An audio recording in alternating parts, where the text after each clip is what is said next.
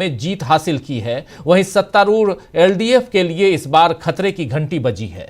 BJP Kerala में कांग्रेस से फिर पिछड़ गई है, लेकिन तिरुवनंतपुरम निगम में उसने बड़ी जीत हासिल की है। 101 सदस्यीय निगम में बीजेपी को 50 और एलडीएफ को 29, यूडीएफ को 19 पर जीत मिली है और 2 वार्ड में निर्दलीय जीते हैं।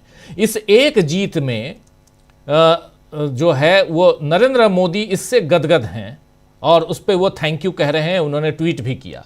असल में मोदी खुश इसलिए हैं क्योंकि शशि थरूर के गढ़ तिरुवनंतपुरम को कांग्रेस ने नगरीय निकाय चुनावों में गंवा दिया है। बीते कुछ समय से शशि थरूर का जो बीजेपी की तरफ झुकाव दिखाई दे रहा है और उसके बाद ऐसे परिणाम, ऐसे रिजल्ट सामने आए हैं, तो अब कांग्रेस को इस जीत के बावजूद केरल में सावधान हो जाना चाहिए, क्योंकि इन नतीजों ने साफ कर दिया है कि केरल में अब सियासी समीकरण बदल रहे हैं। बहरहाल आज कांग्रेस से बीजेपी को एक और मात मिली है और कल यानी 14 दिसंबर को बीजेपी के चुनाव जीतने के खेल का पर्दाफाश कांग्रेस अपनी महारैली में करने जा रही है। आप जानते हैं कि कल दिल्ली में कांग्रेस वोट चोर गद्दी छोड़ के नारे के साथ दिल्ली के रामलीला मैदान में एक महारैली करने जा रही है। कांग्रेस के तमाम मुख्यमंत्री, पूर्व मुख्यमंत्री, प्रदेश अध्यक्ष, अलग अलग विभागों के अध्यक्ष कांग्रेस की ताकत दिखाने में जुट चुके हैं। मुद्दा वोट चोरी का है, जिस पर राहुल गांधी पहले ही कई बार बीजेपी को घेर चुके हैं, लेकिन अब यह घेराव जनता के साथ मिलकर करने की तैयारी है। इसी मसले पर पवन खेड़ा ने क्या कुछ कहा है कल की रैली को लेकर, आइए जरा सुन लीजिए। दोस्तों, वोट चोर पकड़ा गया है, उसकी शिनाख्त हो चुकी है और रंगे हाथों चोरी करते हुए पकड़ा गया। सबूत इकट्ठे हो चुके हैं। राहुल गांधी जी ने कई सबूत सबसे साझा भी किए हैं और कई सबूत आ भी रहे हैं, लेकिन चोर आड़ ले रहा है। चोर बचने की फिराक में है, चोर बच के भागना चाहता है। चोर इतना बौखलाया हुआ है कि गृह मंत्री संसद में गाली गलौज पे उतर आए हैं। चोर इतना बौखलाया हुआ है कि प्रधानमंत्री वंदे मातरम जैसे एक पवित्र गीत पर बहस करवाने लगे, अनर्गल बहस कराने लगे। ये इन सवालों से बचने की साजिश है। जो सवाल हम चुनाव आयोग, जो ज्ञानेश कुमार गुप्ता का एक वोट रैकेट चल रहा है, उसके खिलाफ हमने जो सवाल पूछे, सवाल बड़े स्पष्ट हैं। जवाब भाजपा अपनी अपनी तरीके से दे रही है, लेकिन जवाब मिल नहीं रहे। क्यों चीफ जस्टिस ऑफ इंडिया को चुनाव आयुक्त के सिलेक्शन पैनल से बाहर कर दिया गया? 2024 के लोकसभा इलेक्शन से पहले क्यों पूरा कानूनी इम्यूनिटी, लीगल इम्यूनिटी चुनाव आयोग, मुख्य चुनाव आयोग को दे दी गई?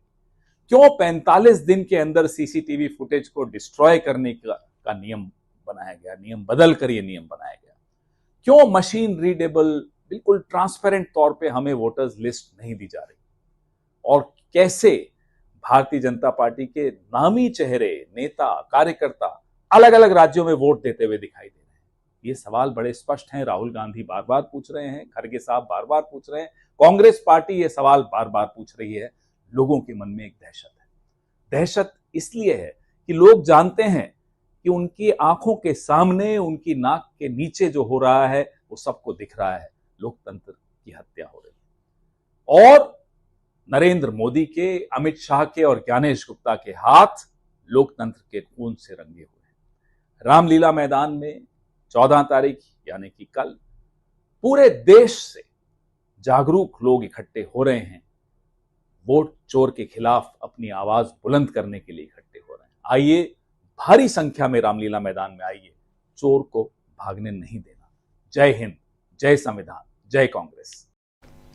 तो एक अपील यहां पर पवन खेड़ा की तरफ से कल के लिए ये अपील है कि आइए, भारी संख्या में आइए। ये महारैली कांग्रेस ने, ये कांग्रेस की महारैली है। कांग्रेस ने अपने दम पर यहां अपने लोगों को जुटाने की कोशिश की है। कल देखते हैं इस रैली का क्या कुछ निकल कर आता है, रैली में कितने लोग आते हैं, सब पर निगाहें टिकी रहेंगी। तो दोस्तों, आज चर्चा करेंगे कि आज की जीत और कल की घेराबंदी से क्या कांग्रेस फिर से अपनी ताकत का एहसास बीजेपी को करा पाएगी? कैसे बीजेपी को झटका देने की तैयारी में कांग्रेस है, इस पर भी चर्चा करेंगे। आइए, हमारे साथ कुछ वरिष्ठ साथी जुड़े हुए हैं, उन सबसे आपका पहले परिचय करवाता हूं, फिर आगे बढ़ते हैं।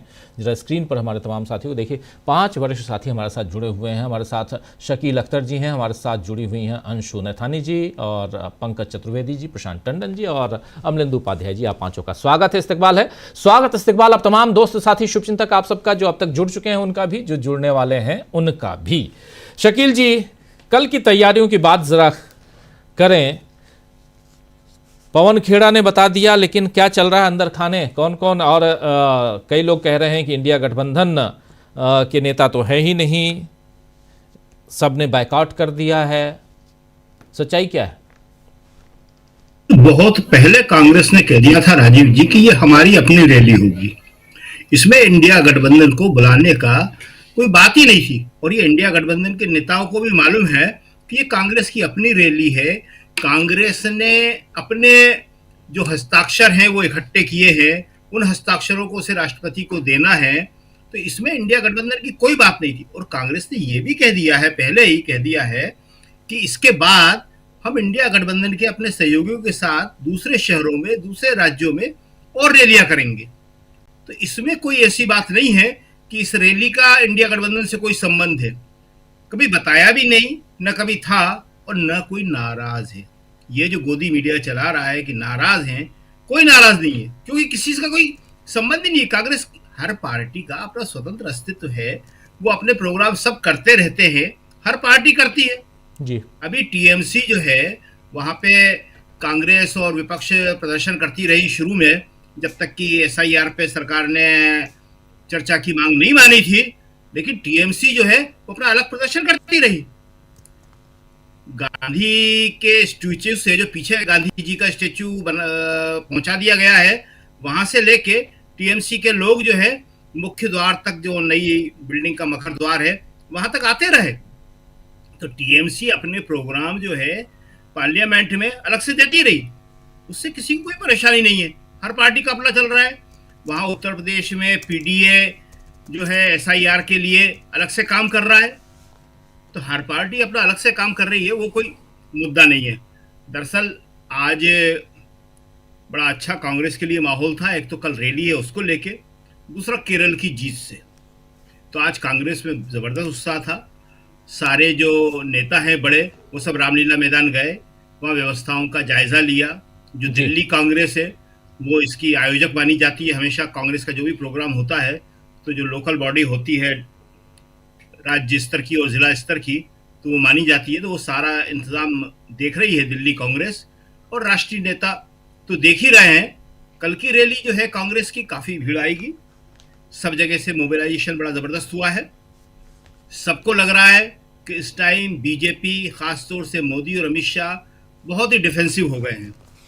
संसद में जो हुआ इसी हफ्ते, ये हफ्ता आज गुजरेगा शनिवार का, इस हफ्ते में दोनों चर्चाओं में उनके पास कोई जवाब नहीं था। एक चर्चा तो खुद ही लाए थे, वंदे मातरम की जी, किसी ने नहीं मांगी थी। और उस चर्चा में उनके पास कोई भी चीज नहीं थी जिससे वो साबित कर सके कि वो कहना क्या चाह रहे हैं। आखिर में आके जब लास्ट में जवाब देने लगे, तो वो राष्ट्रीय गीत और राष्ट्रीय गान में तुलना करने लगे, और यहां तक कह गए कि हम जो है राष्ट्रीय गीत को, जो वंदे मातरम है, उसको जनगण मन की जगह, नेशनल एंथम की जगह स्थापित करना चाहते हैं। कांग्रेस ने इसका बड़ा मजबूत जवाब दिया, बड़ा सख्त जवाब दिया कि दोनों का समान स्टेटस है, इसमें आप तुलना मत कीजिए। दोनों का अपना महत्व है। दोनों आजादी की लड़ाई में दोनों का योगदान रहा। दोनों बंगाल के दो महान लेखक कवियों के द्वारा रचे गए हैं, एक रविन्द्रनाथ टैगोर के द्वारा, एक बंकिम चंद्र चटर्जी के द्वारा। तो इसमें जो है आप क्या तुलना कर रहे हैं? और दोनों का चयन कांग्रेस ने किया। आप तो कहीं थे ही नहीं उसमें। आपका अपना जो गान है, जो आप अपने शाखाओं में गाते हैं, वो तो आज भी आप के अलावा किसी और को पता ही नहीं है देश में। आज देश में दो ही गीत हैं, दो ही गान हैं, वंदे मातरम और जनगण मन, और आप उनके बीच में तुलना कर रहे हैं, उनमें भेद कर रहे हैं कि दो आंखों में से एक आंख कौन सी तेज देखती है, एक कमजोर देखती है। दो भाइयों में से एक का पक्ष लेना, एक का विरोध करना। कांग्रेस का कहना है कि यह ठीक बात नहीं है। दूसरी बात, आज जो केरल के रिजल्ट आए हैं उसकी दो बातें बड़ी खास हैं। एक,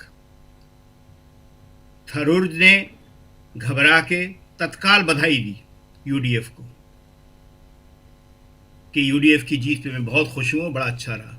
दूसरा, कांग्रेस के अंदर इससे जो है, जो आपने बताया कि राहुल गांधी इसे अपना सेकंड होम मानते हैं, प्रियंका गांधी वहीं से लोकसभा सदस्य हैं, और जो संगठन महासचिव हैं जिसे कांग्रेस में आज की तारीख में वो शक्तिशाली माना जा रहा है, केसी वेणुगोपाल, वो केरल के हैं। तो इस जीत से केसी वेणुगोपाल मजबूत होंगे। कांग्रेस में तो ये मांग नहीं उठती है, लेकिन कांग्रेस के बाहर के लोग, गोदी मीडिया के लोग ये कहते रहते हैं केसी वेणुगोपाल, जैसे वो कहते हैं नेहरू को हटाओ।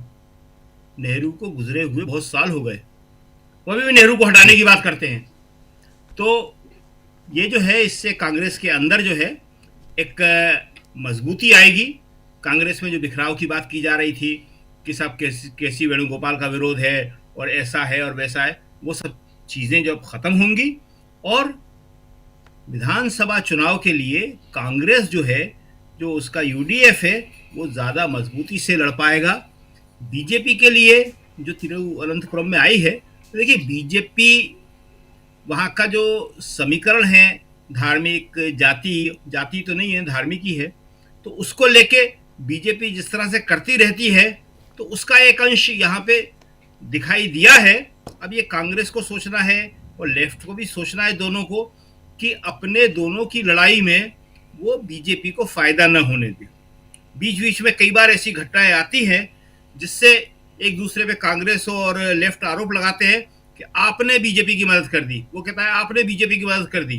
तो ये अगर करेंगे दोनों, तो उन्हें समझना पड़ेगा कि एक बार अगर जहां बीजेपी आ जाती है तो वहां से उसको हटाना बहुत मुश्किल है। सबका इनका पहला काम है कि केंद्र से मोदी को हटाए। जब तक मोदी जी नहीं हटते तो ये वोट चोरी और चुनाव आयोग और ये सब, इन सब पे रोक कैसे लगेगी? रोक लगने का जो एकमात्र तरीका वो है कि मोदी जी यहाँ से हटे, मोदी जी की सरकार जाए, तो सारी व्यवस्थाएं अपने आप ठीक हो जाएंगी।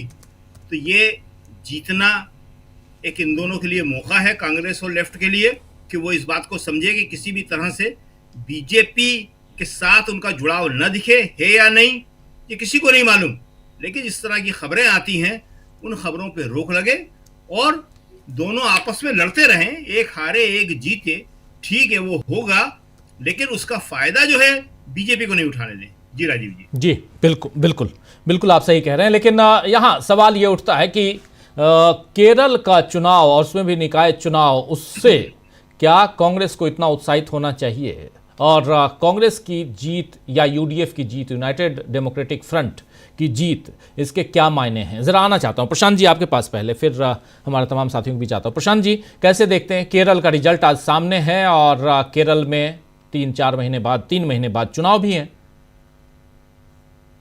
देखिए, केरल में दो चीजें बहुत साफ तौर पे सामने आई हैं। एक, सबसे क्रेडिबल, बहुत ऑथेंटिक, बहुत बड़े सैंपल साइज के साथ अगले विधानसभा का सैंपल सर्वे सामने है कि केरल में सरकार किसकी आएगी। अब इससे बड़ा सर्वे कौन मीडिया कंपनी कर सकती है?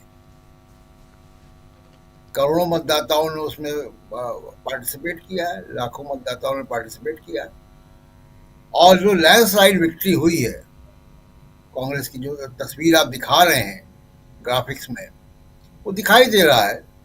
और एकमात्र कॉर्पोरेशन जो जीती है बीजेपी, वो वहां से जीती जहां शशि थरूर की लोकसभा सीट है। तो अब ये कांग्रेस पार्टी को तय करना है कि वो इसका क्या करे। थरूर साहब को इसी तरह छूट दी जाए कि वो बयानबाजी करते रहें और प्रधानमंत्री मोदी की तारीफें करते रहें, और अगर वो सीट जीती है तो क्या लोकसभा का चुनाव थरूर बीजेपी के टिकट से लड़ेंगे?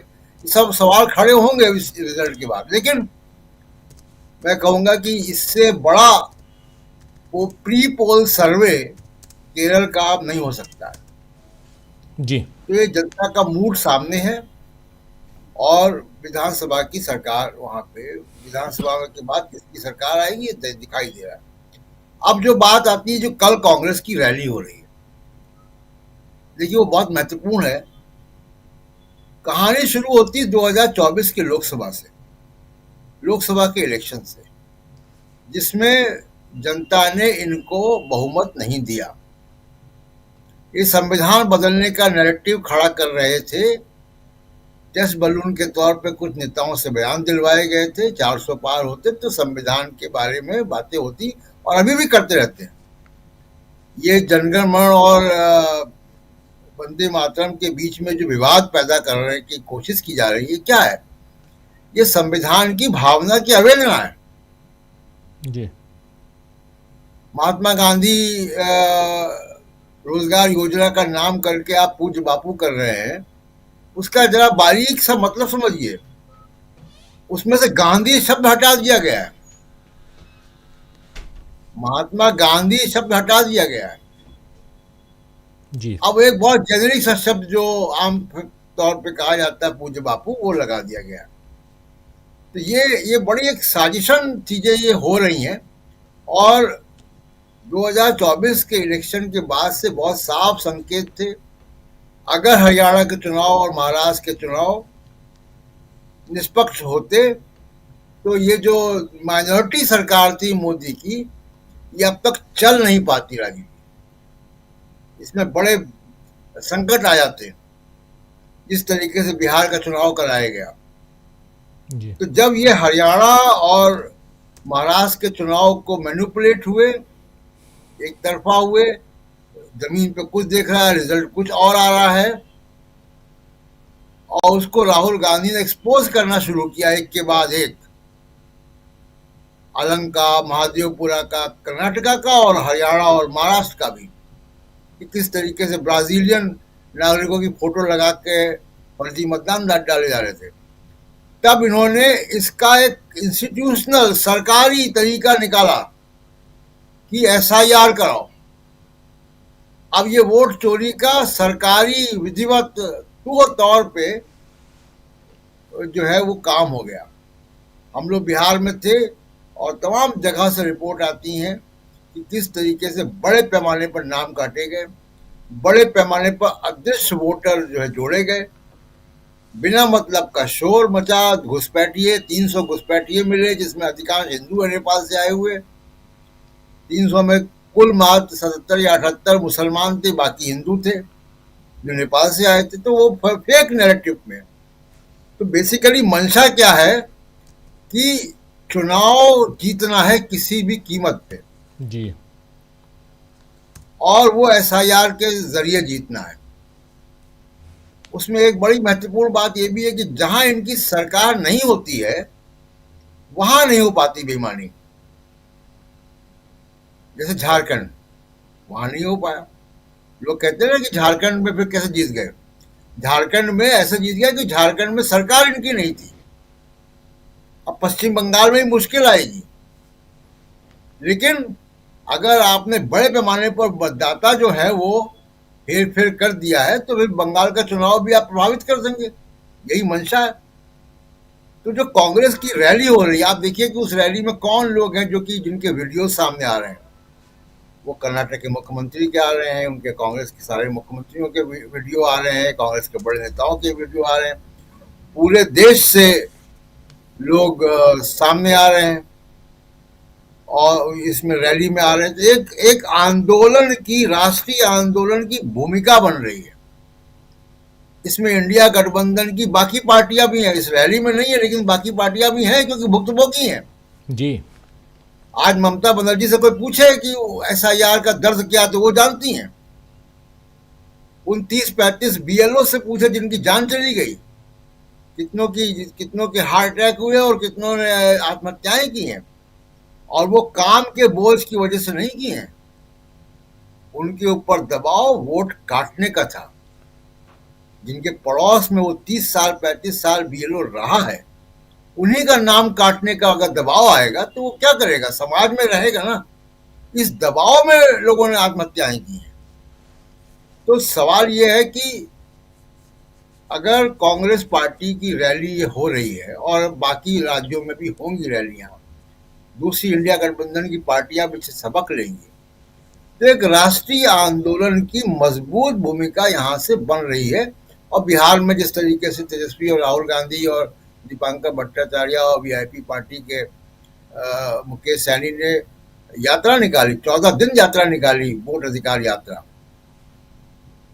इन सब चीजों का असर होगा कि धीमे धीमे ये नैरेटिव खड़ा हो रहा है कि वोट चोर गद्दी छोड़ जो नारा एक चला है वो नारा लोकप्रिय हो रहा है। और ये बार बार इनकी मंशा दिखाई देती है। आप देखिए जिस तरीके से अमित शाह बोलते हैं कि मैं तमिलनाडु में जीतूंगा जी, किसी को राजनीति की इतनी सी भी समझ होगी, थोड़ी सी भी, तो वो समझ में आएगा कि नहीं यार ये बहुत ही अतिशयोक्ति वाला बयान है। लेकिन अतिशयोक्ति वाला बयान को हम लाइटली नहीं ले सकते क्योंकि जिस तरीके से इंतजाम है, इंतजाम की बात कर रहे थे ना सैनी साहब, हरियाणा के मुख्यमंत्री, जी तो सब इंतजाम हो गया है, सारा इंतजाम है। सारा इंतजाम ही किया जा रहा है कि बीजेपी सत्ता में बनी रहे। और अगला निशाना जो है वो फिर संविधान का हिसाब किताब होगा। तो इसलिए कांग्रेस पार्टी की रैली सही समय पे और बहुत महत्वपूर्ण है और एक बड़ा कदम है एक राष्ट्रीय आंदोलन को खड़ा करने के लिए। जी, बहुत इंपॉर्टेंट बात आप यहां रख रहे हैं। दो बातें यहां पर चल रही हैं। एक तरफ केरल में निकाय चुनावों में यूडीएफ जिसको लीड करती है कांग्रेस पार्टी, उसकी अच्छी खासी बढ़त, अच्छी खासी जीत, और एलडीएफ की सरकार है वहाँ पे, यानी वाम दलों की सरकार, लेफ्ट डेमोक्रेटिक फ्रंट की सरकार वहाँ पे है। लेकिन दूसरी तरफ आप आइए, यहाँ दिल्ली में जो विजुअल्स अभी थोड़ी देर पहले आप देख रहे थे वो ये है कि कल कांग्रेस पार्टी वोट चोर गद्दी छोड़ यानी चुनाव सुधारों पर ज़बरदस्त यहाँ रैली, महारैली करने जा रही है। और पूरे देश भर में ये रैली कांग्रेस पार्टी की महारैली है और इसमें मौखिक तौर पर तमाम इंडिया गठबंधन इनके साथ हैं क्योंकि मुद्दा यही है, वोट चोरी का मुद्दा। इस मुद्दे को चाहे अखिलेश यादव हों, चाहे उधर तेजस्वी यादव हों, या स्टालिन हों, या ममता बनर्जी, तमाम नेता अलग अलग दलों के नेता हैं, लेकिन वो सब इस मुद्दे पे एक साथ हैं। मगर यहाँ से कांग्रेस पार्टी अपनी ताकत, अपनी शक्ति का प्रदर्शन भी करना चाहती है। कल रामलीला मैदान में हम लोग देखेंगे और सुबह 10:30 बजे से हम लगातार आप तक पहुंचाएंगे पल पल की रिपोर्ट, रामलीला मैदान में क्या कुछ चल रहा है, लाइव रिपोर्ट। लेकिन इधर अंशु जी आपके पास आना चाह रहा हूं, दो महत्वपूर्ण खबरें। एक, कल इस महारैली से पहले आज जो रिजल्ट आया है वहां केरल में, इस महारैली में कितनी जान फूंकने में यह रिजल्ट सहायक दिखाई देता है, यह जरा आपसे समझना चाहता हूं। और अगर ये इस ढंग का रिजल्ट नहीं आता तब, और अब आ गया है, यानी यहां कांग्रेस पार्टी की अच्छी खासी लीड, अच्छी खासी जीत है। और वैसे में यहां से क्या वो मैसेज, वो पैगाम पहुंचाने में सफल होते हुए दिखाई देंगे कल कांग्रेस के नेता, जहां से एक दबाव बन पाए, जो दबाव इन लोगों ने संसद के अंदर बनाया। अब सड़क पे हैं, मैदान में हैं, और ये पहली रैली है वोट चोर गद्दी छोड़ के नारे के साथ कांग्रेस पार्टी की। इंडिया गठबंधन की रैली हुई, लेकिन कांग्रेस पार्टी की इंडिविजुअल रैली, जहां तक मुझे ध्यान है, आप लोगों को ध्यान हो तो बताइएगा, मुझे करेक्ट कर दीजिए, लेकिन एक बड़ी रैली इस चुनाव सुधार के नाम पे, ये राहुल गांधी, अभी तक 3 अलग अलग हम लोगों ने प्रेस कॉन्फ्रेंसेस देखे, लेकिन अब सड़क पे हैं, प्रेस कॉन्फ्रेंस से भी बाहर निकलकर जनता के बीच, अपने कार्यकर्ताओं के बीच। कैसे देखा जाए? राजीव जी, ये जो कल रैली होने वाली है, इसे हम अभी से कहें तो इसे एक ऐतिहासिक रैली की तैयारी हो रही है, मैं तो यही कहूंगी। और जहां तक आपने बात की कि जो केरल में जो निकाय चुनाव हुए हैं और उसके जो रिजल्ट आए हैं, क्या उसका असर होगा यहाँ पर, और उससे क्या कांग्रेस में उत्साह दोगुना होगा? वो तो जरूर है कि एक उनको उत्साह इससे जरूर मिला होगा। जब पार्टी की जीत होती है तो एक मनोबल बढ़ता है कार्यकर्ताओं का भी, और एक खुशी तो होती ही है। लेकिन मुझे लगता है कि ऐसे नतीजे ना भी रहते या जो भी रहता, उसके बावजूद भी जिस तरह से कांग्रेस और पूरे विपक्ष ने घेराबंदी की सरकार की इस बार संसद में, हालांकि सत्र अभी तक भी चल रहा है, तो उससे भी मुझे लगता है कि बहुत ज्यादा मनोबल बढ़ा हुआ था। क्योंकि जिस तरह से जितने भी जरूरी मुद्दों को छोड़कर, मैं कहूंगी कि ऐसे मुद्दे पर डिबेट कराई गई जिस पर कोई विवाद ही नहीं था, और उसे 10 घंटे का समय दिया गया, जबकि बहुत सारे ऐसे मुद्दे थे जिन पर चर्चा जरूरी थी। और बहुत सारे मुद्दे राहुल गांधी ने यहाँ पर उठाए, और जिस तरह से बाद में उन्होंने जो अमित शाह को जवाब दिया, वो तो बिल्कुल वाकई देखने वाली बात थी कि उन्होंने सीधे सीधे चुनौती दे दी कि आप मेरी प्रेस कॉन्फ्रेंस पर मेरे से डिबेट कर लीजिए सार्वजनिक तौर पर, और वो उसका जवाब नहीं दे पाए।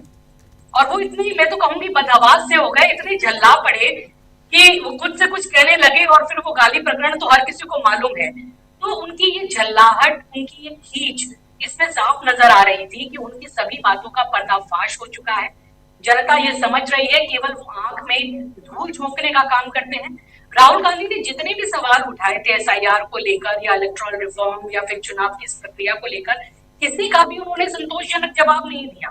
गोल मोल बातें करते रहे और केवल अपने भक्तों के हाथ में झुनझुना पकड़ाते रहे ताकि वो अपने ट्रोल्स जारी रखें, लेकिन कहीं भी उन्होंने तर्क वाला कोई जवाब दिया नहीं। और डिबेट की बात, उनको अगर डर नहीं लगता तो वो डिबेट के लिए राजी होते, सार्वजनिक डिबेट के लिए क्यों नहीं वो राजी हुए। तो ये तो राहुल गांधी ने दिखा दिया कि वो आपसे डरते नहीं हैं और वो आपसे हर सवाल के जवाब देंगे, चाहे संसद के भीतर हो या सड़क पर हो या कहीं पर भी हो। तो मैं यही कहूंगी कि इस बार संसद में भी इनकी बहुत ज्यादा किरकिरी हुई है। जिस वक्त इंडिगो के प्रकरण के बाद जनता त्राही त्राही कर रही थी और हवाई अड्डों पर वो ऐसे पड़ी हुई थी जैसे कि प्लेटफॉर्म और बस स्टेशन अड्डों पर पड़ी होती है, और उसके बाद 20,000, 25,000 और 40,000 के टिकट खरीद कर उनको यात्रा करनी पड़ रही थी और सरकार कुछ नहीं कर पा रही थी। क्यों नहीं सरकार इंडिगो के लिए कुछ कर पाई? इसलिए नहीं कर पाई क्योंकि करोड़ों का चंदा आप पार्टी में इंडिगो से लेते हैं।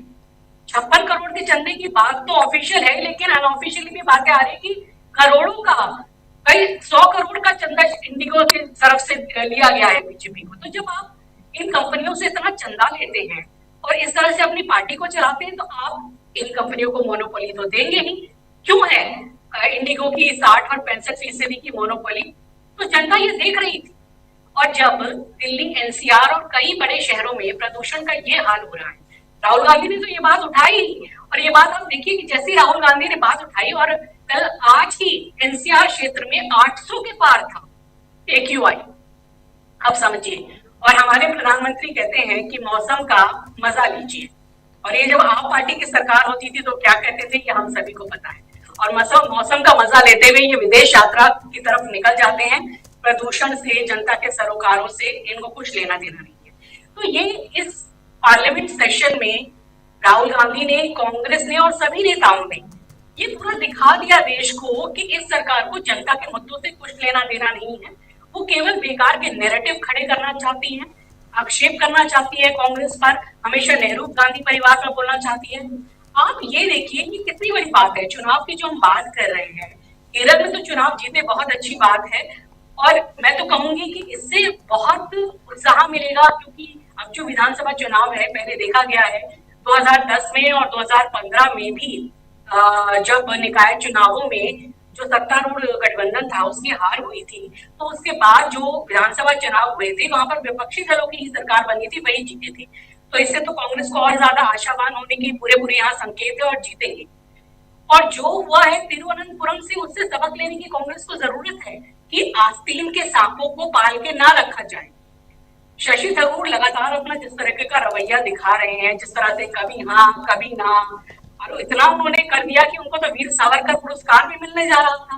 और फिर जब उनको लगा अरे ये तो चस्पा ही हो जाएगा, मेरे ऊपर पूरी तरह से कतार वाला टैग आ जाएगा, तो वो डर के भाग खड़े हुए। लेकिन ये तो सब जानते हैं कि आस्तीन के सांप का काम कौन कर रहा है। आपके विपक्षी जो नेता हैं, आपके एलओपी को नहीं बुलाया जाता है डिग्निटरी डिनर में जब पुतिन आते हैं, और आपको निमंत्रण मिलता है और आप बेशर्मों की तरह चले जाते हैं। तो आप क्या काम कर रहे हैं? आप पार्टी के हित में काम कर रहे हैं। मुझे लगता है कि कुछ कड़े कदम भी अब कांग्रेस को लेने होंगे और लेने ही चाहिए। तो पार्लियामेंट में तो दिखा ही दिया कांग्रेस ने जो उसका दमखम था कि ये मुद्दे नहीं उठाए गए। और कल की जो रैली है, मुझे तो लगता है कि ये रैली कई मायनों में ऐतिहासिक होने जा रही है, इसलिए जैसे आप बता रहे थे कि अब जो कांग्रेस है वो स्वायत्त तौर पर, इंडिपेंडेंट तौर पर अपनी मजबूती को सामने रखना चाह रही है। देखिए, अगर बीजेपी से लड़ाई करनी है तो एकमात्र राष्ट्रीय दल जो है वो कांग्रेस ही नजर आता है। बाकी क्षेत्र जरूर ये इंडिया गठबंधन में शामिल है, इनका सहयोग समर्थन मिलना ही चाहिए, और बाद में ये भी अपने राज्यों में करें या बाद में जो है पूरे महागठबंधन की एक अलग से कोई रैली या इस तरह की मुहिम हो। लेकिन कांग्रेस के लिए अभी बहुत जरूरी है, और जिस तरह से ये पार्लियामेंट सेशन चला है और जनता के सामने बहुत सारे मुद्दे साफ हुए हैं, इनका पर्दाफाश हुआ है, और वोट चोरी का ये इतना बड़ा मुद्दा है जिसको राहुल गांधी ने पूरी तरीके से शुरू से उठाया है। जब कोई इसके बारे में बात भी नहीं कर रहा था, उन्होंने एक एक सबूतों के साथ उठाया। तो ये मुद्दा यहाँ कांग्रेस को एक बड़ा मुद्दा, एक अपने लिए एक कहा जाए एक पब्लिक ओपिनियन बनाने की जरूरत है। और अब कांग्रेस को ये सोचना है कि सिर्फ प्रेस कॉन्फ्रेंस करना या इससे हमें अब आगे बढ़ना है, संसद के साथ साथ सड़क पर इस आंदोलन को लाना है, जनता को जोड़ना है और इसको जनता का आंदोलन बनाना है। और मैं तो कहूंगी रामलीला मैदान का एक बहुत बड़ा सिंबॉलिक एक यहाँ पर मैं महत्व। अंशु जी आपको रोकूंगा एक्चुअली, अंशु जी आपको रोकना चाहूंगा। एक्चुअली आपकी आवाज़ काफ़ी वो थोड़ा डिस्टर्ब आवाज़ आ रही है शुरुआत से, कहीं कुछ माइक में कुछ गड़बड़ी है, कुछ है, थोड़ा सा मैं अपनी तरफ से कहता हूँ जरा चेक करेंगे, लेकिन आपको रोक रहा हूँ मैं और आना चाहता हूँ जल्दी से पंकज जी आपके पास। पंकज जी यहाँ दो इम्पॉर्टेंट पहलू हैं, एक है केरल में यूडीएफ की कांग्रेस की जीत, और जैसे प्रशांत टंडन जी कह रहे थे कि विधानसभा चुनाव से इससे बढ़िया और क्या हो सकता है अगर सर्वे के हिसाब से देखा जाए, लिहाज से देखा जाए। तो बहुत इंपॉर्टेंट बात कह रहे थे कि अगर सर्वे देखिए तो सर्वे के हिसाब से यानी विधानसभा चुनाव में जीत किसकी होने जा रही है उसकी तस्वीर आज आ गई है। और इन सब के बीच इस जीत जिसमें राहुल गांधी ने एक ट्वीट भी किया है, उधर प्रधानमंत्री नरेंद्र मोदी तिरुवनंतपुरम की बात कर रहे हैं और उधर शशि थरूर भी शायद आज सिर पकड़ के बैठे होंगे कि क्या करूं, इधर रहूं कि उधर रहूं। इन सब के बीच कल की ये रैली, महारैली, इसको कैसे देखा जाए? और जबकि दो बातें हैं, एक चुनाव है और इसी ढंग के चुनावों में कैसी गड़बड़ियां हो रही हैं उसको लेकर महारैली है।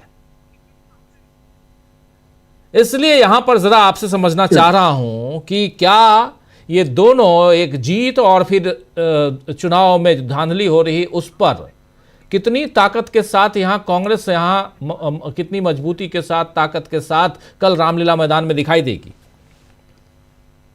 राजीव जी, एक चीज को हमारे दर्शकों को समझना होगा कि केरल में जो लोकल बॉडी के इलेक्शन हुए हैं, वो इलेक्शन जो है इलेक्शन कमीशन ऑफ इंडिया ने जय शाह के जो मामा जी हैं, जैसा पार्लियामेंट में बोला गया, पार्लियामेंट में तो झूठ नहीं बोलते हैं ना, तो वो ज्ञानेश जी के अंडर में नहीं होते हैं, वो स्टेट इलेक्शन कमीशन कराता है लोकल बॉडी के इलेक्शन। और केरला में यह बहुत अच्छा ही है कि नगर निगम से लेकर नगर पालिका, ब्लॉक अध्यक्ष, जिला पंचायत अध्यक्ष, ग्राम पंचायत के पूरे चुनाव एक साथ हुए, तो इससे बड़ा तो कोई सैंपल हो नहीं सकता है। अब दूसरी चीज है कि नरेंद्र मोदी जी जो पुलकित और उत्साही ही तिरुवनंतपुरम को लेकर, तो जरा हमको तिरुवनंतपुरम का इतिहास देखना होगा। तिरुवनंतपुरम में जो 2014 का लोकसभा चुनाव हुआ था, उसमें कांग्रेस केवल 15,470 वोट से जीती थी और runner up party Bharatiya Janata party थी। 2019 के लोकसभा चुनाव में शशि थरूर 1 लाख वोट से जीते थे, लेकिन पिछले साल का जो चुनाव हुआ है 2024 का, उसमें फिर से शशि थरूर की जो जीत का अंतर है वो मात्र 16,077 वोट था। तो तिरुवनंतपुरम पहले से भारतीय जनता पार्टी का दखल रहा है, इसलिए यदि यह कह दिया जाए कि भारतीय जनता पार्टी का दखल ही नहीं रहा है और अचानक ही कुछ मंगल ग्रह से आकर कुछ प्रताप श्री का गिर गया, तो यह सोचना गलत है। यदि कांग्रेस का लोकसभा चुनाव त्रिकोणीय मुकाबले में, जिसके अंदर एलडीएफ के कैंडिडेट को 2 लाख से ज्यादा वोट मिलते हैं और कांग्रेस का कैंडिडेट मात्र 16,000 वोट से जीतता है और रनर अप राजीव चंद्रशेखर रहते हैं, तो इसका मतलब है कि भारतीय जनता पार्टी में लंबे समय से एग्जिस्ट करती है। अब इसी आंकड़े में आपको बताता हूं, पिछली बार भारतीय जनता पार्टी ने केरल में केवल 1 लोकसभा सीट जीती है, गोपी जीते जाते त्रिशूर से, और त्रिशूर के जो अभी तक के राइट नाउ 2 मिनट पहले तक के आंकड़े हैं, वहां पे 1601 वार्ड है, उसमें एनडीए में वहां पर 3 दल है, भारत धर्म जनसेवा, केरल कांग्रेस मणि और जनाधिपत्य राष्ट्रीय दल और भारतीय जनता पार्टी, ये 4 लोग हैं। त्रिशूर में भारतीय जनता पार्टी के एनडीए को 1601 में से महज 171 वार्ड में जीत मिली है, जहां पे भारतीय जनता पार्टी का एमपी है। तो ये चीज बता रही है कि तिरुवनंतपुरम में भारतीय जनता पार्टी पहले से ही इस पोजीशन में थी और उसने अपनी पोजीशन को एग्जिस्ट किया है। लेकिन जैसे ही हम आते हैं त्रिशूर में, जहां पर वो लोकसभा चुनाव जीती है, वहां पर उसकी पकड़ ढीली हो रही है। हालांकि वहां पर एलडीएफ है, वो यूडीएफ से थोड़ा आगे। ये मैं कुल इसलिए गणित बताना चाहता हूं। लेकिन एक चीज और देख लीजिए, मल्लापुरम, एर्नाकुलम, कोल्लम, अल्लापुजा केसी वेणुगोपाल का सीट, इन सब पर एनडीए लगभग साफ है। उनको कुछ गांव के वार्ड में जगह मिली है, लेकिन उनको शहरी में ब्लॉक लेवल पर है या म्युनिसिपल में कहीं सीट नहीं मिली। क्योंकि यदि केरल का जो इलेक्शन कमीशन का साइट है उसको देखिए, बहुत सुंदर तरीके से हर गांव हर वार्ड का वो उसमें डिटेल बहुत अच्छी तरीके दे रहे हैं और कंटिन्यूस अपडेट दे रहे हैं। और जब आपने पहला ग्राफिक बताया था तब यूटीएफ 8,000 पे था और अभी थोड़ी देर पहले 8,013 पे भी देख रहा हूं। तो कंटिन्यूस वहां सीट भी बढ़ रही है। अब हम आते हैं कि कल की रैली को लेकर। देखिए, लोकसभा चुनाव के बाद में कांग्रेस को एक ही समझ में आ गई कि यदि भारतीय जनता पार्टी से निपटना है तो पहली चीज तो आरएसएस से निपटना होगा। अब आरएसएस क्या है? आरएसएस अलग अलग किस्म के लोगों के गिरोहों की गिरोहबंदी का एक बड़ा माफिया गिरोह है, जिसके अंदर अब इलेक्शन कमीशन भी शामिल है, ईसी भी शामिल है, इनकम टैक्स भी शामिल है और बहुत सारे इस प्रकार के ब्यूरोक्रेट्स, एक्स जस्टिस, ये सब लोग शामिल है। कांग्रेस की ये जो रैली है, ये संसद में, सड़क पर और लीगल लड़ाई, इसका जो एक त्रिकोणीय फार्मूला है उसका एक बड़ा हिस्सा है। लेकिन मैं आपको एक चीज और बता दूं, मेरी जानकारी में मध्य प्रदेश से, मेरे जिले से, छतरपुर से, उसके बगल के पन्ना और टीकमगढ़ से हजारों लोग ट्रेन से अपनी गाड़ियों से रवाना हो चुके हैं, एक बड़ा खेमा पहुंच चुका है। लेकिन असली संकट आपको कल सुबह मालूम पड़ेगा जब हजारों लोगों को बॉर्डर पे रोका जाएगा। मुझे नहीं पता कांग्रेस इसके लिए तैयार है कि नहीं है, क्योंकि आज दिन में ग्रेड 3 लागू कर दिया गया है। ग्रेड 3 का मतलब होता है कि डीजल की गाड़ियां, BS4 की गाड़ियों को दिल्ली में एंट्री में बैन हो जाएगी। ये जान के चले कि दिल्ली से बाहर जितनी गाड़ियां आ रही हैं उसमें से बसेस जो आ रही है अधिकांश डीजल की आ रही हैं। जो गाड़ियां आ रही है ऑब्वियसली BS4 की गाड़ियां होंगी, BS6 की बहुत कम होंगी। इन सब को बॉर्डर पे रोक दिया जाएगा और ये जानबूझ करके किया गया है। जो अभी हमारी अंशु जी बता रही थी कि AQI का आंकड़ा 800 हो गया है, वो तो जो राहुल गांधी की भारत जोड़ो यात्रा निकलती थी, दिल्ली में कोविड घोषित कर दिया था उन्होंने। आप याद करें, याद है ना आपको? कोविड घोषित कर दिया था। बिल्कुल बिल्कुल जी। और जहां पे AQI गिराना होता है तो ITO में पुलिस हेडक्वार्टर से लेकर इनकम टैक्स के सामने तक धुएं के फवारे लगा दिए उन्होंने। वहां AQI देखोगे तो 170 आएगा, पानी के फवारे। तो ये जो, हाँ, वो उसे फ्यूम निकलता है जी जी। वो ये जो है, ये जो लोग हैं हर आपदा में अपना अवसर तलाशते हैं। इन्होंने कोविड में अपना अवसर तलाशा था, इन्होंने CA NRC आंदोलन को खत्म किया था और कुचल के उसको एक इतने बड़े जन आंदोलन को पूरे देश में था, उसको इन्होंने केवल कोविड की आड़ में खत्म किया था। किसान आंदोलन को भी इन्होंने कोशिश की थी, वो नहीं हो पाया था। और इसलिए कल मैं आपको, यदि कोई कांग्रेस के जिम्मेदार लोग इस शो को देख रहे हैं तो उनको तैयारी रखनी पड़ेगी कि सीमा से उन लोगों को कैसे लेके आए। कहीं ऐसा ना हो कि सीमाओं पर, जो दिल्ली की सीमा उन पर टकराव की स्थिति बने। ये मैं आपको बहुत स्पष्ट बताऊं। ये एक अच्छा है दिल्ली की रैली का कोशिश, लेकिन मुझे लगता है कि अभी भी उत्तर प्रदेश शरीफ के राज्यों में कांग्रेस को जिला लेवल पर और काम करने की जरूरत पड़ेगी। डिस्ट्रिक्ट लेवल पर जो उनकी कमिटीज है उनके लोगों को बाकायदा ट्रेनिंग करके ओरिएंट करना पड़ेगा। क्योंकि मैं अभी देख रहा हूं SIR के काम में कहीं कांग्रेस का कार्यकर्ता नहीं दिख रहा है। उत्तर प्रदेश में, मध्य प्रदेश में बहुत सारी जगह है, लेकिन उत्तर प्रदेश में मैं आपको आज का आंकड़ा बता रहा हूं, आश्चर्य लगेगा।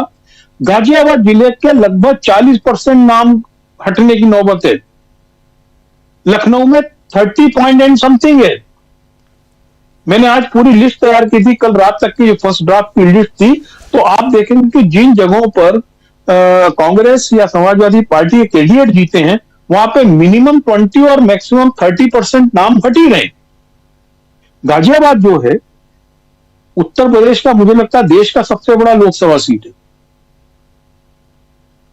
पिछली बार यहां पर मतदान कम होता, 66% मतदान हुआ था बस।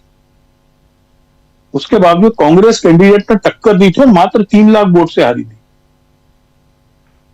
और इस बार जो आउटरेट सफाई होनी शुरू की 40%, बहुत बड़ी संख्या में। अब देखिए गाजियाबाद की एक मैं दिक्कत बता रहा हूं, हो सकता है कई जिलों की दिक्कत हो।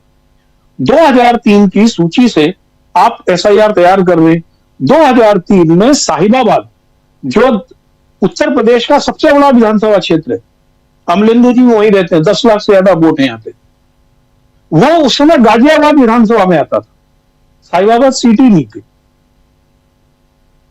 अब इतना बड़ा कंफ्यूजन इसको लेकर कि आप गाजियाबाद में नाम तलाश रहे हैं, साहिबाबाद नई सीट बन गई 2003 और 22 साल के फर्क में पूरी 2 पीढ़ी निकल गई। और यह स्थिति बहुत सारे जगहों पर है। कल मैं संभल में देख रहा था, बिजनौर में कुछ मेरे मित्रों से बात हो रही थी, जौनपुर में मेरी बात हो रही, जौनपुर में तो गांव को बोल दिया ये तो ईरानी है, इंडियन ही नहीं है। तो इसमें कहीं पे मुझे कांग्रेस का कार्यकर्ता दखल करता नहीं दिख रहा है। ये एक चिंता की बात है। एक बड़ी रैली होना बहुत बड़ी चीज है, लेकिन जब तक देखिए भारतीय जनता पार्टी की मान के चलो, जो पन्ना प्रमुख है इसका मतलब है वो बहुत माइक्रो प्लानिंग के साथ है। उनका जो माइक्रो प्लानिंग है वही एसआईआर, मतदाता सूची में गड़बड़, नाम घटाना जोड़ना, वही पन्ना प्रमुख करता है। तो पहले कांग्रेस के पास भी ऐसा था। मुझे ध्यान है कि जब हम लोग बहुत छोटे थे तो जावरा में निकलते थे मतदाता सूची लेके, तो हमको यह कहा जाता था जो मर गया और जो घर छोड़ दिया उसके आगे लाल निशान लगा दो। लेकिन अब तो इस प्रकार के कोई तंत्र व्यवस्थित नहीं हो पा रहे। राहुल गांधी की मेहनत का ट्रांसमिशन लॉस पंचायत तक आते आते बहुत ज्यादा हो रहा है। इस ट्रांसमिशन लॉस को मैनेज करने के लिए कांग्रेस को कुछ काम करना होगा। जी राजू जी, कल देखते हैं कितना काम हुआ है और कहां से कितने लोग आते हैं। जल्दी से अमलेंदु जी, कल की रैली को अगर देखा जाए तो क्या यहाँ से एक मैसेज, एक पैगाम देने में कांग्रेस सफल होगी? हालांकि अभी कुछ भी नहीं है, कुछ दिखाई नहीं दे रहा है। तैयारियां जो देख रहे हैं हम, बहुत ही शानदार तैयारी चल रही है, मौसम भी ठीक है, सब कुछ सही है। लेकिन इन सब के बीच ये अकेली कांग्रेस की अपनी रैली है, महारैली है। बिल्कुल राजीव जी, ये कांग्रेस की अपनी रैली है और अकेली है, महारैली है। और इसके जरिए शायद कांग्रेस, राजीव जी, ये बताना भी चाहती है कि इंडिया गठबंधन से अलग उसकी क्या ताकत है, तो ये दर्शाना भी चाहती है। मुझे ध्यान नहीं पड़ता है कि कांग्रेस की अकेली या कोई बड़ी रैली जो है हाल फिलहाल में दिल्ली में इस तरीके से हुई हो। ये शायद लंबे समय के बाद एक कांग्रेस की अकेली जो है वो पहली बड़ी रैली हो रही है। अभी तक जो भी रैली या रैले जो भी कुछ हुए, आंदोलन हुए, वो संयुक्त एक तरीके से प्रयास थे, लेकिन ये लंबे समय के बाद कांग्रेस की पहली एक रैली इस तरीके की हो रही है। राहुल गांधी की भारत जोड़ो यात्रा जो निकलती हुई गई थी उसको अलग कर दिया जाए तो ये एक बड़ा एक है। तो इसके जरिए एक शक्ति प्रदर्शन भी है कि भाई हम राहुल गांधी सिर्फ संसद में ही नहीं बोल रहे हैं, बल्कि जमीन पर भी उनका कार्यकर्ता काम करता हुआ दिखाई पड़ रहा है और जनता भी उनके साथ जमीन पर भी दिखाई पड़ रही है। तो दिल्ली में एक ताकत जो है वो दिखाने का एक प्रयास किया गया है। और जिस तरीके से राजीव जी तैयारियां सामने आ रही हैं कि हरियाणा में काफी इसको लेकर उत्साह है, राजस्थान में इसको लेकर काफी उत्साह है, पंकज जी बता रहे हैं मध्य प्रदेश में भी इसको लेकर काफी ज्यादा उत्साह है, पंजाब में इसको लेकर काफी ज्यादा उत्साह है। तो यानी जो दिल्ली से लगे हुए राज्य हैं वहां से काफी बड़ी तादाद में कांग्रेस के कार्यकर्ता और समर्थक जो हैं वो इस रैली में आएंगे। तो एक संदेश तो राजीव जी यहाँ से जाएगा गठबंधन के सहयोगियों को भी, और इसके अलावा जो सरकार है, चुनाव आयोग है, उसको एक संदेश जाएगा कि कांग्रेस मजबूत है और आपके जो काम धंधे चल रहे हैं वोट चोरी के, उससे हम मुकाबला करने के लिए तैयार हैं और एक बड़ा आंदोलन पूरे देश भर के स्तर पर तैयार हो रहा है। जैसा कल केसी वेणुगोपाल की हम लोगों ने बाइट भी सुनवाई थी राजीव जी, उन्होंने बताया कि 5.5 करोड़ नाम जो है वो हस्ताक्षर हमने लिए हैं इसके खिलाफ और राष्ट्रपति से समय मांगा गया मिलने के लिए, वो सौंपने के लिए। तो ये 5.5 करोड़ हस्ताक्षर राजीव जी हवा में तो नहीं हो जाते हैं, 5.5 करोड़ हस्ताक्षर अगर हुए हैं तो कम से कम 10 करोड़ लोगों तक तो संपर्क किया गया होगा, तब जाके 5.5 करोड़ हस्ताक्षर होंगे। तमाम लोग ऐसे होंगे जिन्होंने हस्ताक्षर करने से मना भी किया होगा। तो ऐसा, तो इसका मतलब कि व्यापक तरीके से जनता के बीच इस मसले को लेकर जाया गया है, और सिर्फ ट्विटर के भरोसे नहीं या राहुल गांधी के भाषणों के भरोसे नहीं, बल्कि जमीन पर भी काम करना कांग्रेस ने शुरू कर दिया। राजीव जी, ये इससे एक तरीके से समझा जा सकता है। अब जो केरल का राजीव जी चल रहा है इस समय, जो नतीजे आ रहे हैं, ये काफी ज्यादा एक तरह से कहा जाए कि बूस्ट करने वाले हैं। और सिर्फ केरल के नहीं राजीव जी, तेलंगाना में भी जो प्रथम चरण का नतीजे आए हैं स्थानीय निकायों के, उसमें भी कांग्रेस 55% से ज्यादा सीटें जीतकर आई है। वहां भी क्लीन स्वीप एक तरीके से करके आया है। तो ग्रामीण क्षेत्रों से राजीव जी अगर इस तरीके के नतीजे आते हैं, और हम किसी भी राज्य में अगर देखते हैं कि जो ग्रामीण होते हैं, पंचायतों के चुनाव होते हैं, उसमें जो जीत कर आता है, जो वहां तगड़ी लीड लेकर आता है, तो उसकी एक हवा अपने आप बन जाती है। तो ये समझा जा सकता है कि केरल में एक अच्छी हवा कांग्रेस की तैयार हो रही है। और लेकिन इसके साथ साथ चिंताएं भी बढ़ती जा रही हैं। अब अगर वहां बीजेपी ने अपने कुछ सहयोगी ढूंढ लिए हैं, अब जो आ रहा है वहां की चुनाव की साइट पे भी, तो एनडीए लिखकर आ रहा है, बीजेपी लिखकर तो आ नहीं रहा है। तो एनडीए इतनी सीटों पे आ रहा है, हालांकि अभी भी जो है वह जो निर्दलीय हैं वो एनडीए से ज्यादा जीत के आ रहे हैं जी। यानी जो तीसरे और चौथे नंबर की लड़ाई है वो एनडीए और निर्दलीयों के बीच में है। यानी अभी भी ये स्थिति नहीं है। लेकिन हमको ये नहीं भूलना चाहिए कि आरएसएस वहां लंबे समय से काम करता रहा है, और आपराधिक गतिविधियों में भी उसके कार्यकर्ता लिप्त रहे हैं राजीव जी। उनको सजाएं भी हुई हैं, माकपा के कैडर्स की हत्या करने के आरोपों में इस तरह की सजाएं भी हुई हैं। तो एक चुनौती गंभीर जो है वहां है। अब शशि थरूर जैसे लिजलिए लोग अगर कांग्रेस के पास है, तो ये कांग्रेस का अपना सिरदर्द है, हमारा इसमें कुछ कहना का नहीं है। लेकिन राजीव जी, इसके साथ साथ हमें बंगाल का चुनाव चल रहा है, और असम की तैयारियां भी हो रही हैं। कल गौरव गोगोई ने काफी लोगों को भर्ती कराया, और जो प्रेस कॉन्फ्रेंस की उसने उन्होंने एक महत्वपूर्ण बात कही, और वो लगभग राजीव जी पूरे मीडिया से गायब दिखाई दी। एक दिन में 11,000 से ज्यादा लोगों ने कल असम में कांग्रेस की सदस्यता ग्रहण की है। तो ये वहां विधानसभा चुनाव से पहले एक बड़ा जो काम कहा जा सकता है, वो कांग्रेस को मदद करने वाला और एक नैरेटिव बनाने वाली चीज भी है। यानी असम में भी मजबूती के साथ जुड़ रही है। लेकिन जो राजीव जी कल हुआ, जिस तरीके से पूज्य बापू ले आए गए और सावरकर जी की प्रतिमा स्थापित की गई और मनरेगा का नाम बदलकर पूज्य बापू कर दिया गया, इसको लेकर बंगाल में बहुत जबरदस्त तीखी प्रतिक्रिया हो रही है। और प्रतिक्रिया ये हो रही है, शशि पांजा है वहां मंत्री हैं तृणमूल कांग्रेस की, उन्होंने अपना वक्तव्य जारी किया, वो बाइट भी हम लोग थोड़ी देर में सुनवा देंगे। उन्होंने कहा है कि ये बंगाल को अपमानित करने का प्रयास है महात्मा गांधी इसका रोजगार योजना का नाम बदलना, चूंकि महात्मा गांधी उपाधि जो थी वो गुरुदेव रविन्द्रनाथ टैगोर ने की थी। ये कोई मौका ऐसा नहीं चूक रहे हैं जो एक गुरुदेव रविन्द्रनाथ टैगोर को अपमानित ना करें। तो राजीव जी, वंदे मातरम पर बहस से लेकर और पूज्य बापू मनरेगा को कर दिया जाना, ये सीधे सीधे गुरुदेव रविन्द्रनाथ टैगोर को अपमानित करने का मामला है। और इसके साथ साथ तृणमूल कांग्रेस ने एक खबर भी का स्क्रीनशॉट पोस्ट किया है, वो राजीव जी 11 अक्टूबर 1999 का है। गुजरात हाईकोर्ट का एक आदेश है, और उसमें साफ तौर पे कहा गया है कि ये उपाधि जो है महात्मा की उपाधि, वो उपाधि गुरुदेव रविन्द्रनाथ टैगोर ने दी थी, और सारी किताबों में इसको सख्ती के साथ इसका पालन किया जाए। क्योंकि एक छात्रा के मार्क्स जो थे वो गुजरात की एक परीक्षा में काट दिए गए कि ये महात्मा की उपाधि किसने दी, उसने गुरुदेव रविन्द्रनाथ टैगोर लिखा।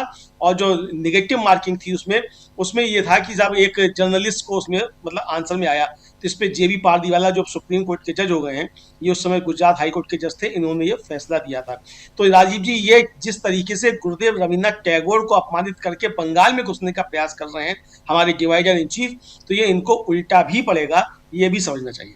जी, इम्पोर्टेंट बात आप यहाँ कह रहे हैं। और महात्मा गांधी का नाम और यहाँ बदल के आप पूज्य बापू कर रहे हैं। लॉजिक समझ में, अगर महात्मा गांधी आप भी गांधी को ही रखना चाहते थे तो फिर पूज्य बापू क्यों लेके आए?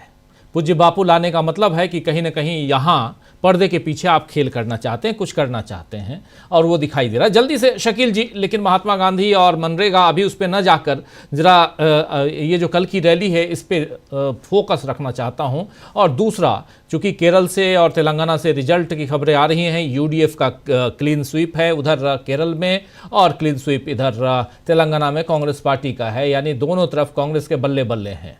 भले वो तिरुवनंतपुरम में, और वो भी शशि थरूर के क्षेत्र में, वहाँ बीजेपी को अगर लीड मिली है तो कांग्रेस को ये सोचना होगा कि शशि थरूर का क्या किया जाए।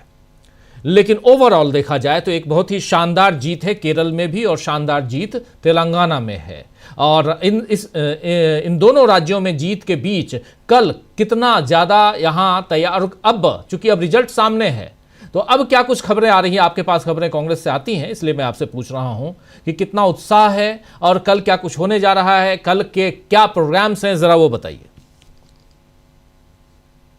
देखिए राजीव जी, शशि थरूर का आपने जिक्र दिया, तो शशि थरूर ने यूडीएफ के साथ बीजेपी को ही बधाई दे दी है।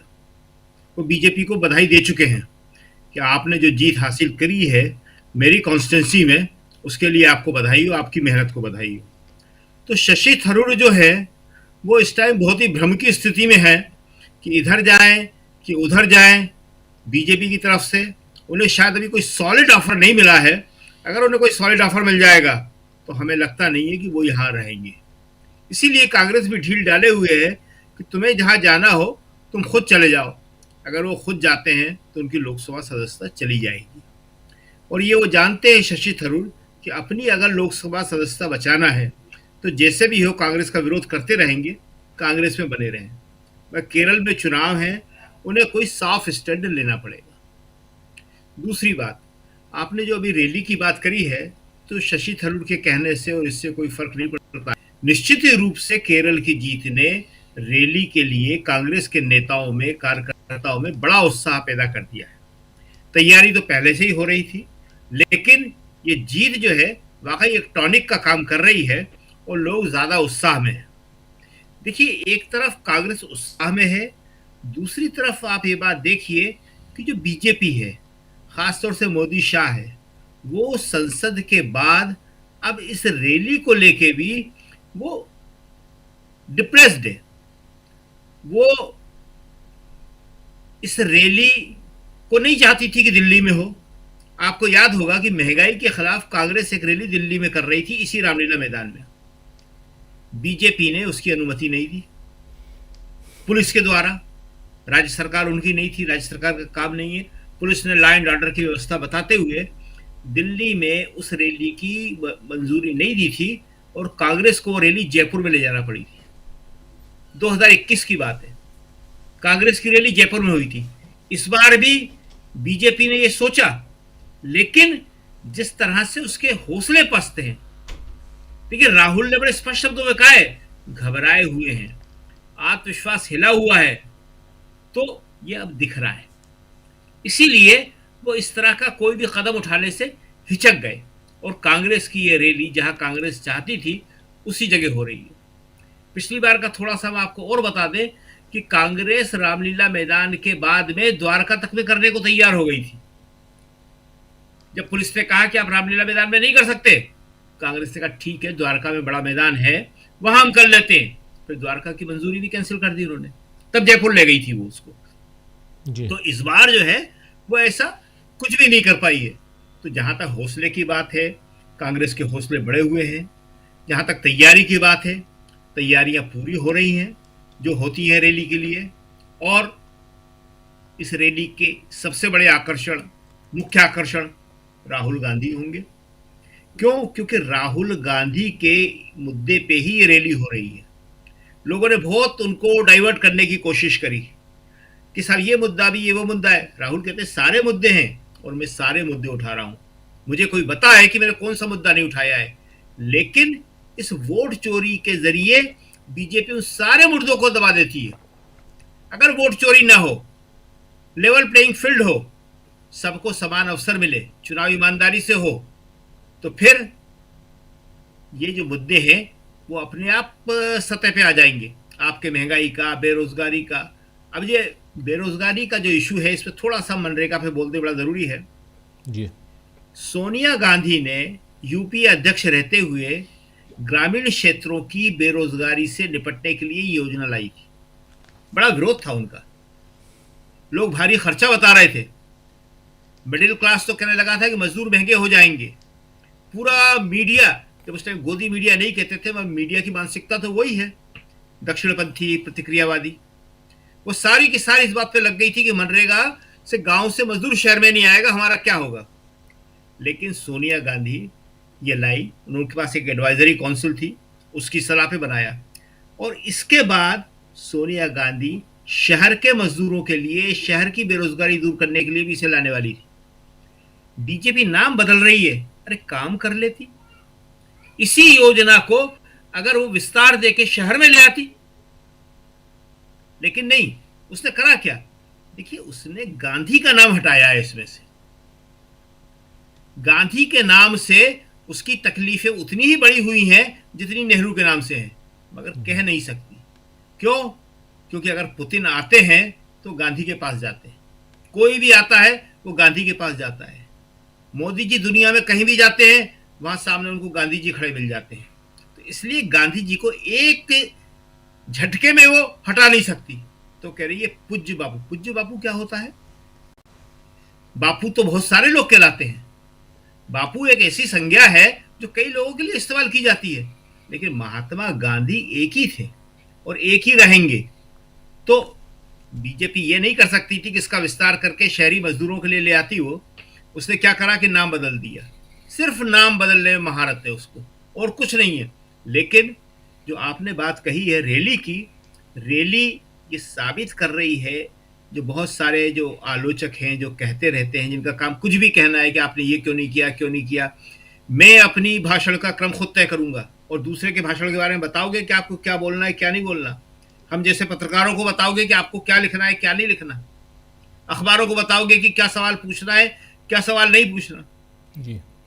तो ये जो है, संसद में पूरे हफ्ते कांग्रेस और विपक्ष बीजेपी को पीछे धकेलता रहा। बीजेपी के पास एक सवाल का जवाब था, और अब जो कहते हैं वो बार बार संसद से सड़क तक, और अब वो सड़क पे है कल। तो और आपको क्या चाहिए? अगर आपको आलोचना ही करना है तो आप चाहे जितनी कर सकते हैं। देश में इतनी बड़ी यात्राएं, 2 यात्राएं, और किसने करी? किसी ने नहीं करी। सारे रिकॉर्ड तोड़ दिए। जब कश्मीर पहुंचे थे राहुल गांधी, आपको तो याद है, आप तो थे वहां पे, तब फारूक अब्दुल्ला ने क्या कहा था कि एक आदि शंकराचार्य आए थे इसी तरह यात्रा करते हुए, एक राहुल गांधी आए हैं यात्रा करते हुए। कहां आदि शंकराचार्य?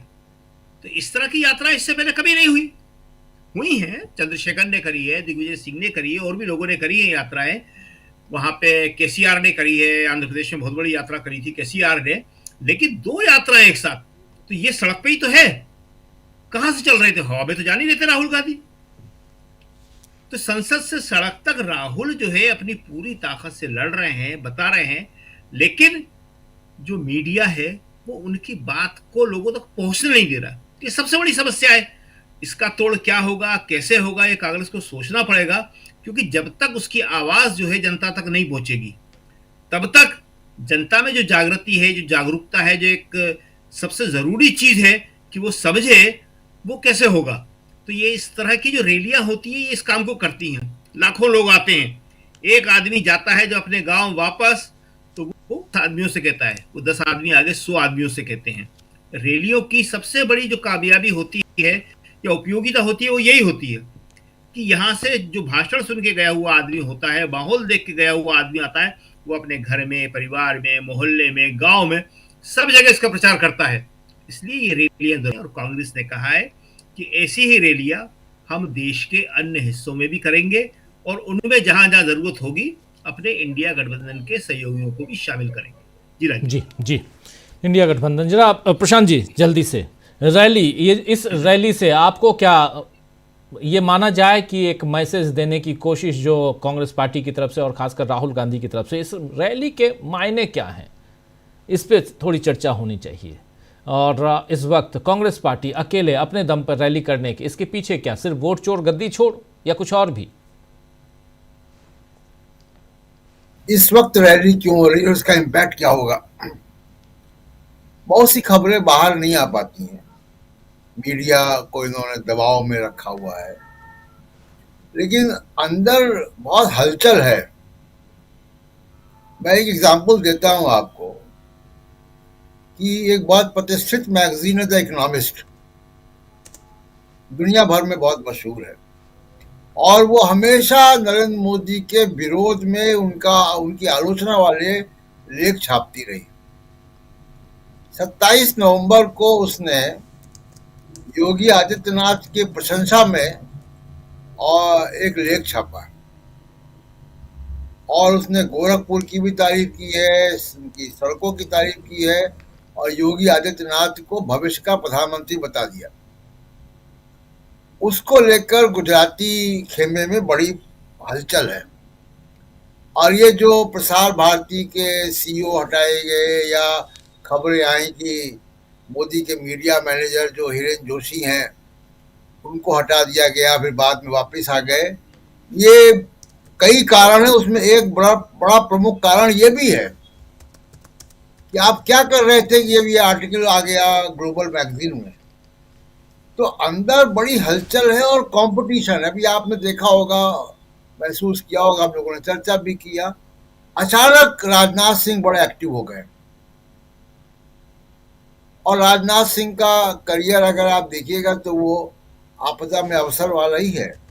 वो मुख्यमंत्री कैसे बने थे उत्तर प्रदेश के, जब वहाँ झगड़ा था, वो बीजेपी के अध्यक्ष बने जब आडवाणी जी चले गए जिन्ना की मज़ार पे, दूसरी बार वो बीजेपी के अध्यक्ष बनाए गए जब मोदी जी को प्रधानमंत्री पद का कैंडिडेट नहीं बनाया पार्लियामेंट्री बोर्ड ने, आडवाणी विरोध कर रहे थे, तो उनको अध्यक्ष बनाया गया। तो ये आपदा में अवसर वाला उनका एक रिकॉर्ड है, और अचानक वो एक्टिव हुए हैं, इसका मतलब है कि अंदर कोई आपदा की सुगबुगाहट है।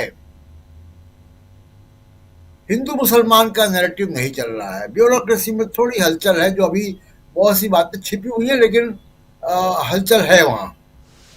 तो जो नरेंद्र मोदी की ग्रिप है वो कमजोर हो रही है कई मामलों पे। अभी पुतिन जब भारत आए थे तो वो ऑब्जेक्टिव्स नहीं मीट हो पाए, ना पुतिन के ना भारत सरकार के, जो चाहते थे। जी। तो ये इन सब के मद्देनजर मेरे ख्याल से राहुल गांधी एकमात्र ऐसे पॉलिटिशियन है इस वक्त विपक्ष में जो वहां तक देख पा रहे हैं। बहुत, जब आप सोचिए कि जब राहुल गांधी ने वोट चोरी का मुद्दा उठाया तो बहुत सारे विपक्ष के लोग और बड़े सारे मीडिया के लोग कहते कि ये नॉन इशू है, और कांग्रेस पार्टी को अपने ग्राउंड बूथ लेवल पे मजबूती करनी चाहिए। बूथ लेवल पे क्या मजबूती करेंगे जब आपका वोट ही चोरी हो जा रहा है? आप 15 बीएलए रख लीजिए, आप 20 रख लीजिए एक बूथ पे।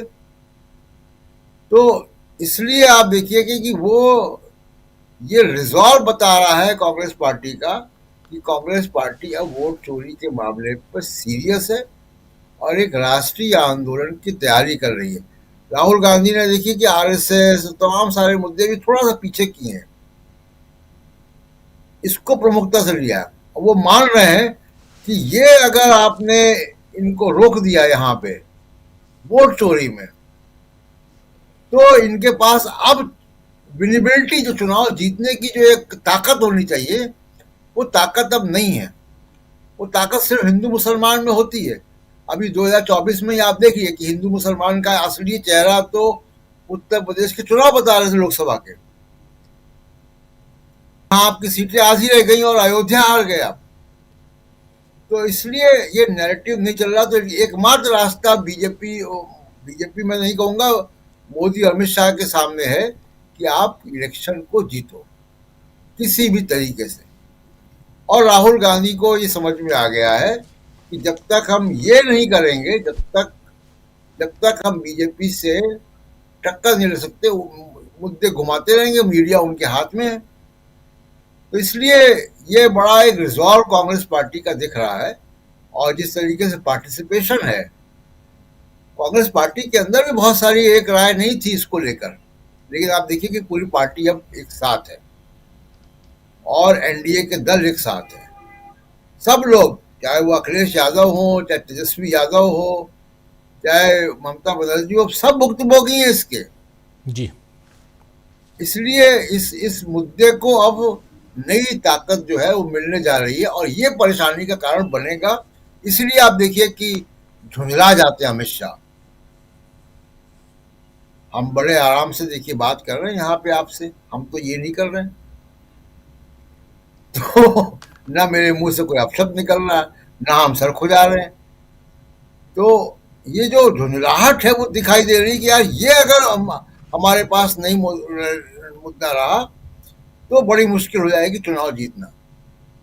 जी राजीव जी, बिल्कुल बिल्कुल सही आप कह रहे हैं। ज़रा अब आना चाहता हूँ अंशु जी, कल की रैली और कितनी प्रोडक्टिव हो सकती है कांग्रेस के लिहाज से और इस मुद्दे के लिहाज से, वोट चोर गद्दी छोड़ जो मुद्दा है उस लिहाज से? आपको पहले ये कह रही हूँ कि ये रैली बहुत बड़ी है, न सिर्फ कांग्रेस के लिए बल्कि मैं तो ये कहूंगी कि देश की जनता के लिए और जागरूक नागरिकों के लिए भी, जो लोकतंत्र को बचाना चाहते हैं, अपनी आने वाली पीढ़ियों के लिए लोकतंत्र को सुरक्षित रखना चाहते हैं। अभी जो बात यहाँ पर हो रही थी कि मीडिया, जो गोदी मीडिया है सो कॉल्ड, वो राहुल गांधी की खबरों को नहीं दिखाता है, लेकिन मैं यही कि अब राहुल गांधी ही मजबूर कर देते हैं कि उन्हें वो खबरें दिखानी पड़ती है। ये सिलसिला हमने देखा कि बिहार चुनाव में जिस तरीके से वोटर अधिकार, वहां अगर वो कोई दूसरा प्रश्न कर रहे तो जो लोग थे बॉक्स पॉप जिसे कहा जाता, राहुल गांधी की यात्रा की बातें कर रहे थे। आवाज कट रही है, या जिस तरीके से आवाज कट रही है अंशु जी आवाज कट रही है आपकी, टूट रही है।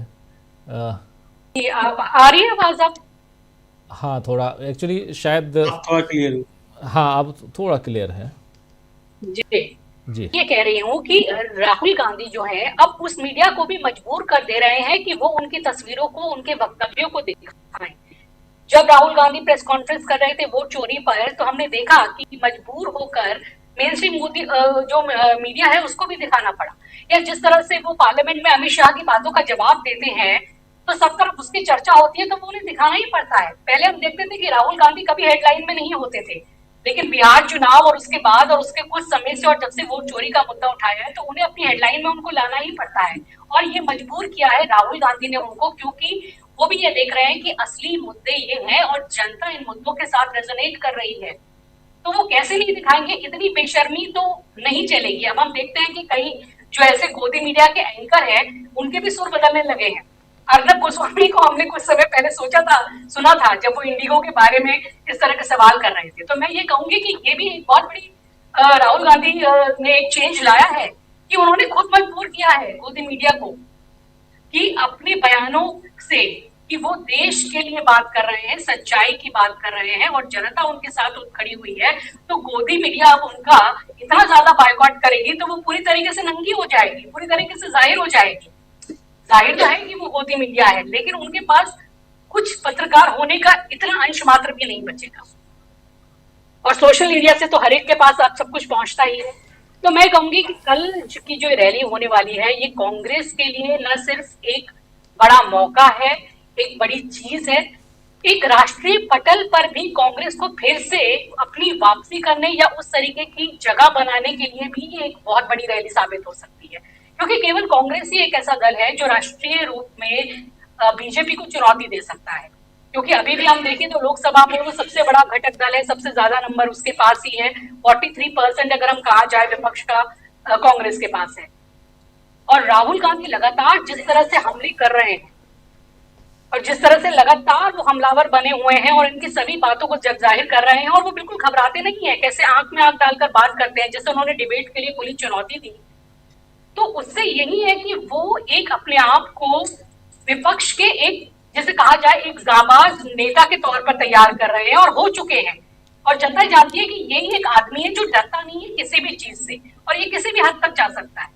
और यही कांग्रेस के लिए अब जरूरत होगी कि वो अपने पार्टी कार्यालयों से निकल के, अपने जो कहा जाए कन्वीनियंस और अपने कंफर्ट से निकल के अब सड़कों पर आए।